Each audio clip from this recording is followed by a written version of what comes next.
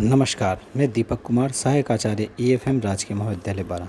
आज हम पढ़ेंगे बैंकों द्वारा साख निर्माण। तो साख निर्माण की परिभाषाएं। सबसे पहले तो प्रोफेसर जेवंस के अनुसार साख का अभिप्राय केवल विश्वास से होता है।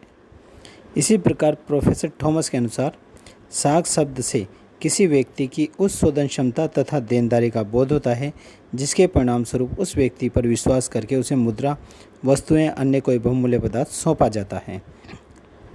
इसी प्रकार प्रोफेसर कोल के अनुसार साख उस क्रय शक्ति को कहा जाता है कि साख एक प्रकार का विनिमय कार्य है जिसमें कोई ऋणदाता किसी ऋणी को वर्तमान समय में कुछ वस्तुएं या मुद्रा विश्वास पर प्रदान करता है कि कुछ समय बाद उसे वापस कर देगा। इस प्रकार साख का अभिप्राय है या साख ऐसा कार्य है जिसमें एक व्यक्ति दूसरे व्यक्ति को मुद्रा इस विश्वास पर प्रदान करता है कि उसे निश्चित समय बाद वह लौटा देगा। इस क्रिया में ऋणदाता एवं ऋणी का संबंध स्थापित होता है। साख की विशेषताएं। साख की विशेषताएं उनके द्वारा प्रयुक्त अर्थ पर निर्भर करती है। साख की जो विशेषताएं वो निम्न हैं। भुगतान क्षमता। उधार देने वाला व्यक्ति तथा उधार लेने वाले व्यक्ति को तभी ऋण देता है जबकि वह ऋण भुगतान करने योग्य हो। दूसरा है विश्वास। साख का आधार ही विश्वास है। ऋणदाता को जब तक ऋण लेने वाले की आर्थिक स्थिति, शोधन क्षमता, संपत्ति तथा चरित्र पर विश्वास नहीं हो जाता तब तक उधार देने का विचार ही नहीं कर सकता। इसी का तीसरा बिंदु है पूंजी एवं संपत्ति। किसी व्यक्ति या संस्था के उधार देते समय ऋणदाता उस व्यक्ति की पूंजी तथा संपत्ति पर भी विचार करता है। पर्याप्त पूंजी संपत्ति होने पर व्यक्ति को उधार दी जाने वाले ऋण की राशि भी अधिक होती है। चौथा बिंदु है साख की अवधि। साख का आधार साख की अवधि भी होती है क्योंकि दीर्घकाल में किसी संस्था की आर्थिक स्थिति में परिवर्तन हो सकता है। इस कारण जोखिम की मांग अधिक हो जाती है। अतः अल्पकालीन साख दीर्घकालीन साख की अपेक्षा अधिक होती है। आर्थिक चरित्र। यदि कोई व्यक्ति या संस्था समय पर भुगतान करती है तो उसकी साख अधिक होती है। उसे ऋण लेने में कठिनाई नहीं होती, परंतु जिसका चरित्र अच्छा नहीं होता है उसे कोई ऋण देना पसंद नहीं करता। इसी का अगला बिंदु है प्रतिभूतियों की तरलता। जितनी व्यक्ति की संपत्ति तरल होगी उतनी ही उस व्यक्ति की शोधन क्षमता भी अधिक होगी क्योंकि अचल संपत्ति को शीघ्र बेचना संभव नहीं होता। इस प्रकार देखा जाए तो साख की दो महत्वपूर्ण विशेषताएं हैं। प्रथम विश्वास और दूसरी आर्थिक चरित्र। चैडलर ने ठीक ही कहा है कि साख के तीन आधार होते हैं। साख प्राप्त करने वाले का चरित्र, उसको ऋण चुकाने की शक्ति तथा उसके अधिकार में पूंजी की मात्रा। इसके अतिरिक्त साख की और भी विशेषताएं हो सकती हैं जिन्हें साख की अवधि, प्रतिभूतियों की तरलता आदि प्रमुख हैं। साख मुद्रा क्या है? साख मुद्रा क्या है? देखिए, विधिग्राह्य मुद्रा का निर्गमन देश के द्वारा किया जाता है किंतु इसके विपरीत साख मुद्रा का सृजन मुद्रा बाजार में क्रियाशील बैंकिंग संस्थाओं द्वारा किया जाता है। आधुनिक युग में किसी भी देश में उपलब्ध मुद्रा की कुल मात्रा में साख मुद्रा अथवा बैंक जमाओं का महत्व अधिक होता है। बैंकों द्वारा साख निर्माण का कार्य उन परिस्थितियों में संपन्न होता है जबकि वे अपनी ऋण संबंधी क्रियाओं के माध्यम से प्रचलित कुल मुद्रा मात्रा में वृद्धि करें। ऋणियों द्वारा ऋण राशि वापस लौटाए जाने की दशा में मुद्रा की पूर्ति संकुचित अथवा कम हो जाती है। इस प्रकार साख मुद्रा के प्रसार एवं संकुचन के माध्यम से बैंकिंग संस्थाएं मुद्रा की कुल आपूर्ति को प्रभावित करती है और इस प्रक्रिया का प्रभाव देश की आर्थिक क्रियाओं पर भी पड़ता है। साख मुद्रा का संबंध संस्थाओं के पास जमा राशियों से होता है। इस प्रकार की जमा राशियाँ अधिकांश में मांग पर देय होती है, अतः इन्हें मांग जमा की भी संज्ञा दी जाती है। बैंकिंग संस्थाओं के पास जमा कोषों में वृद्धि की दशा में उनकी साख सृजन क्षमता में वृद्धि साख सृजन करने की क्षमता में वृद्धि हो जाती है। इसके विपरीत यदि कोषों में गिरावट आती है तो साख सृजन की क्षमता भी विपरीत रूप से प्रभावित होती है, कम हो जाती है। अर्थात साख मुद्रा की मात्रा में संकुचन की स्थिति उत्पन्न हो जाती है। तो हम कह सकते हैं साख सृजन करने की क्षमता मुख्य तत्व बैंक जमाओं पर आधारित है। यह भी कहा जाता है कि जमाए ऋणों की संतान हैं, अथवा दूसरे शब्दों में ऋण जमाएं उत्पन्न करते हैं।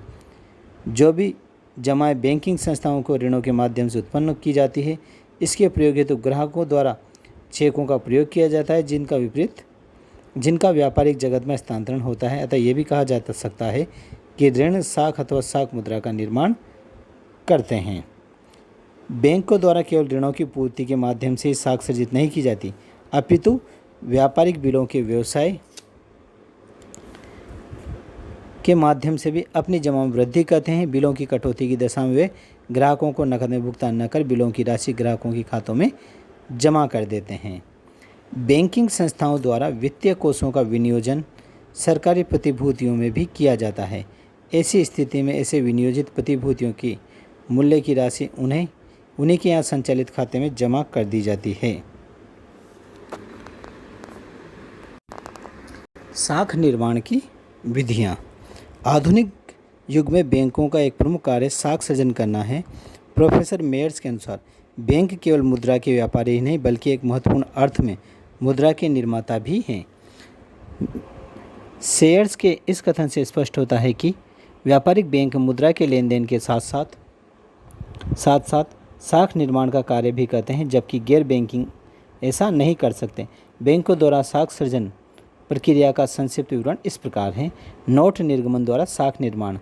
नोट निर्गमन करते समय 100% धात्विक कोष न रखना साख सृजन का ही रूप है। पहले तो कागजी नोट निर्गमन करने के पीछे 100% धात्विक कोष रखा जाता था, लेकिन अब कागजी मुद्रा के निर्गमन के पीछे 100% धात्विक कोष रखने की आवश्यकता नहीं है। आजकल सभी राष्ट्रों में नोट निर्गमन का कार्य केंद्रीय बैंक द्वारा ही किया जाता है और केंद्रीय बैंक एक निश्चित मात्रा में धात्विक कोष रखकर पत्र मुद्रा की जितनी चाहे उतनी मात्रा में निर्गमित कर देते हैं। बिना धात्विक कोष की आड़ में कागजी मुद्रा का चलन केंद्रीय बैंक की साख के आधार पर ही होता है। इसे केंद्रीय बैंक द्वारा साख निर्माण करना भी कहते हैं। दूसरा बिंदु है नकद जमा तथा साख जमा द्वारा साख सृजन। प्रोफेसर होम ने 2 प्रकार की बैंक जमाओं का उल्लेख किया है, नकद जमा अथवा प्रारंभिक जमा और दूसरा साख जमा अथवा व्युत्पन्न जमा। नकद जमा अथवा प्रारंभिक जमा।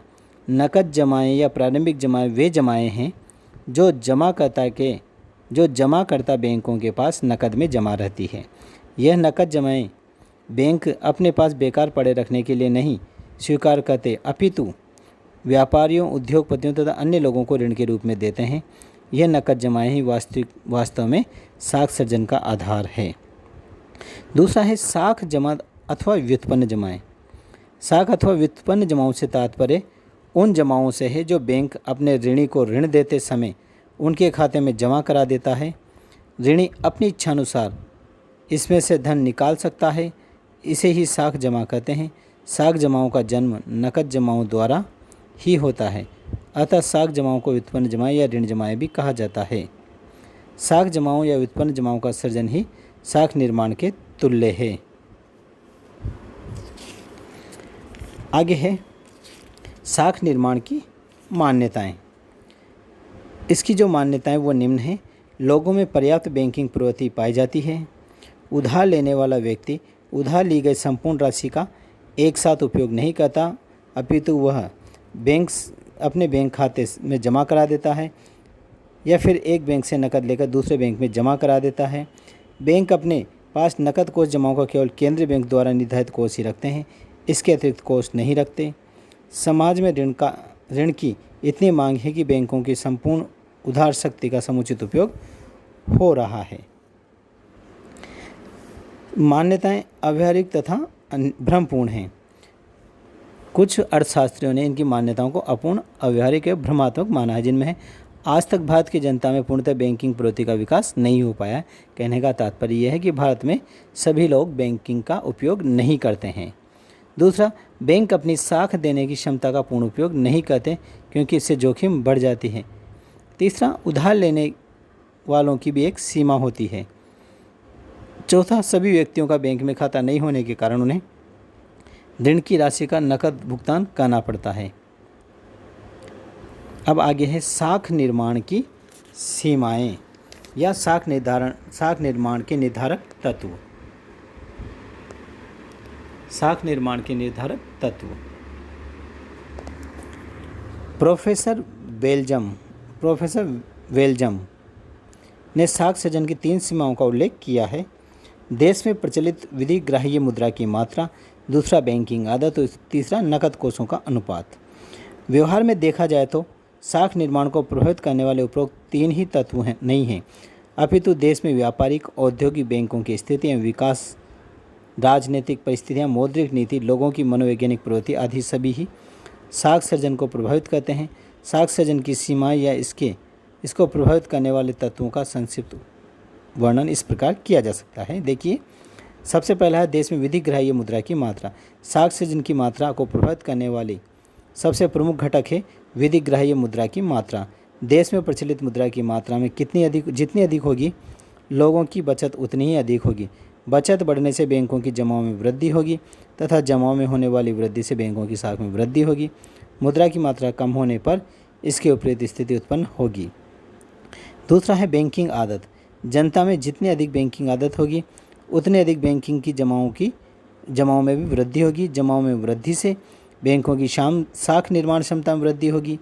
अगर जनता में बैंकिंग आदत नहीं होगी तो जनता अपनी बचत का अधिकांश भाग हीरे जवाहरात या अन्य कोई वस्तु खरीदने में लगा देंगे। इससे बैंकों में जमा की मात्रा बहुत कम होगी।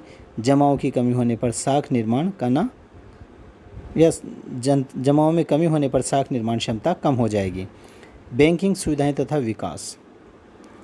देश में कार्यरत बैंकिंग जितनी अधिक बैंकिंग सुविधाएं लोगों को प्रदान करेगी, उतनी अधिक लोगों में बैंकिंग की प्रवृत्ति को बढ़ावा मिलेगा। जितना अधिक बैंकों का विकास होगा, उतनी ही अधिक बैंकिंग सुविधाएं बढ़ेगी। इन दोनों का मिला जुला रूप बैंकों की साख निर्माण क्षमता को बढ़ा देगा। इसके विपरीत स्थिति में बैंकों की साख निर्माण की क्षमता जो है वो क्या होगी, कम हो जाएगी। अगला बिंदु है मौद्रिक व्यवस्था। देश की मौद्रिक व्यवस्था जितनी सुदृढ़ होगी, मार्ग में बाधाएं उतनी कम आएंगी। इससे बैंकों की साख निर्माण क्षमता बढ़ जाएगी। अगर मौद्रिक व्यवस्था अस्त व्यस्त है तो साख निर्माण क्षमता भी कम होगी। अगला बिंदु है आर्थिक विकास की व्यवस्था। देश व्यापार, उद्योग, कृषि आदि की दृष्टि से जितना अधिक विकसित होगा, उसमें बैंकों के साख निर्माण की क्षमता उतनी ही अधिक होगी। अगर देश अविकसित, अल्प विकसित हैं तो बैंकों की साख निर्माण क्षमता भी कम होगी। तीसरा बिंदु है सरकारी नीति। अगर देश की सरकारी नीति उद्योग, व्यापार, वाणिज्य, बैंकिंग व्यवस्था को विकसित करने की है तो देश में साख निर्माण को बढ़ावा मिलेगा, अन्यथा साख का संकुचन होगा। नंबर 7, व्यापारिक दशाएं। अगर देश में व्यापार को बढ़ावा देने वाली दशाएं विद्यमान है तो उद्योग तथा व्यापार में अधिक धन विनियोजन किया जाएगा तथा साख का विस्तार होगा। इसके विपरीत स्थिति में साख का संकुचन होगा। राजनीतिक दशाएं। अगर देश में राजनीतिक स्थिरता है तो लोग बैंकों से प्राप्त होने वाले लाभों को प्राप्त करने हेतु बैंक से संबंध स्थापित करेंगे। इससे बैंकिंग प्रवृत्ति को बढ़ावा मिलता है। बैंकिंग प्रवृत्ति को बढ़ावा मिलने से जमाओं में वृद्धि होती है और बैंकों की साख निर्माण क्षमता में बढ़ोतरी होगी। यदि अस्थिरता, दंगे फसाद, उथल पुथल हो तो बैंकों की साख निर्माण क्षमता भी कम होगी। प्राथमिक जमाओं की मात्रा। प्राथमिक जमाओं की मात्रा। बैंकों की साख निर्माण क्षमता का आधार प्राथमिक जमाएं होती है। अगर बैंक के पास प्राथमिक जमाओं की राशि अधिक होगी तो साख निर्माण शक्ति अधिक होगी, अन्यथा कम होगी। अगला बिंदु है कुल दायित्व में नकद कोष का प्रतिशत। प्रत्येक बैंक को अपनी जमाओं का एक निश्चित प्रतिशत नकद कोष में रखना होता है ताकि जमाकर्ताओं की मांग पर उनकी जमा राशि का भुगतान किया जा सके। बैंक इस रूप में जितनी अधिक राशि अपने पास रखेंगे, उनकी साख निर्माण क्षमता उतनी ही अधिक होगी। इसके ऊपर जितनी कम राशि कोष में रखी जाएगी, उतनी अधिक साख निर्माण क्षमता अधिक होगी। केंद्रीय बैंक की नीति। केंद्रीय बैंक देश के व्यापारिक बैंक की साख निर्माण क्षमता को खुले बाजार की प्रक्रियाओं, नकद कोषानुपात, तरल कोषानुपात आदि के द्वारा नियंत्रित करता है। अगर केंद्रीय बैंक पर नियंत्रण अगर केंद्रीय बैंक साख पर नियंत्रण लगाता है तो व्यापारिक बैंकों की साख निर्माण क्षमता कम हो जाएगी, और अगर केंद्रीय बैंक साख निर्माण क्षमता को बढ़ावा देता है तो व्यापारिक बैंकों की साख निर्माण क्षमता बढ़ जाती है। प्रतिभूतियों का स्वरूप।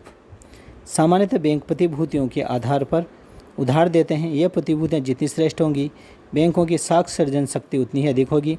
क्राउथर का मत है कि बैंक शून्य से साख तथा अग्रिम देकर जमाओं का विस्तार नहीं करते, वे केवल किसी अन्य प्रकार के धन से मुद्रा के रूप में परिवर्तित कर देते हैं। सट्टे का जोर एवं मनोवैज्ञानिक प्रवृत्तियाँ।